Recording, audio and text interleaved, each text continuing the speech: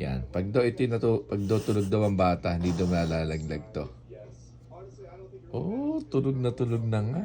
Pag daw nalaglag yan ibig sabihin nagdo-joke lang yung bata, hindi natutulog. Yeah.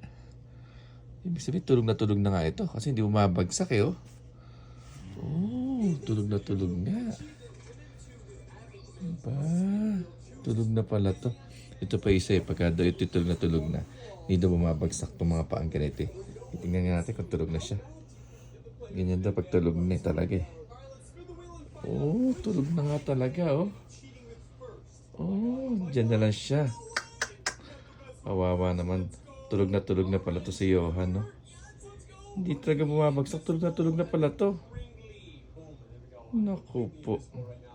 Kawawa naman. Dapat dito na lang siya matulog sa kwarto. Tabi na kaming dalawa. Oh. Hindi bumabagsak oh. Tulog na talaga. Sobrang himbing na pala ng tulog talaga nito oh. Oh. Hindi bumabagsak oh. Oh. Hindi na.